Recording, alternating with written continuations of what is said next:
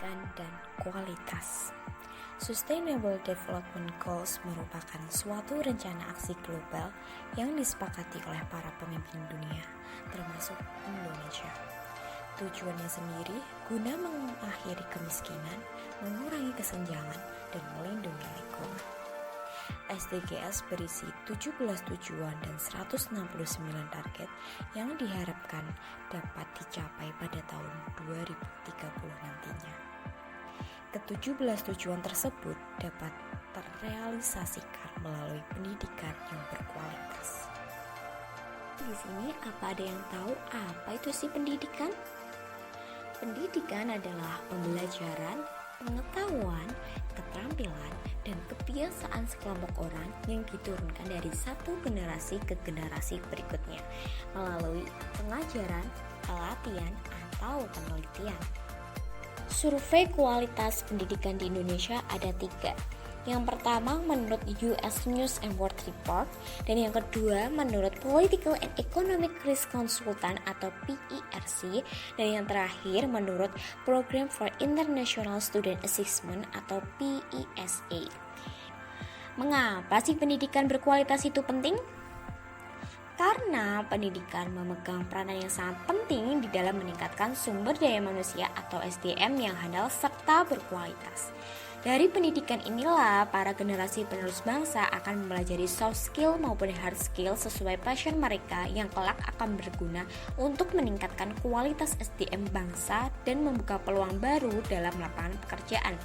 Sedangkan rendahnya kualitas pendidikan menjadi penyebab dari krisisnya kualitas sumber daya manusia atau SDM, yang bila kualitas SDM kita rendah, hal ini akan mempengaruhi beberapa hal dan beberapa sektor seperti adalah SDM. Karena rendahnya kualitas pendidikan itu sendiri, maka berpengaruh pada SDM itu sendiri, yang nantinya bila kualitas SDM kita rendah, maka akan berpengaruh ke sektor industri. Dan selanjutnya, jika sektor industri kita tidak optimal, maka akan mempengaruhi daya saing industri bahkan pasar, yang dampaknya nantinya daya saing industri serta pasar akan mempengaruhi daya saing ekonomi dan akan menghambat infrastruktur. Kurangnya daya saing ekonomi bisa mengakibatkan tersendatnya pengembangan infrastruktur, yang nantinya bila pembangunan infrastruktur tersendat, maka perkembangan negara ini pun akan tidak optimal. Langkah pemerintah untuk meningkatkan kualitas pendidikan di Indonesia.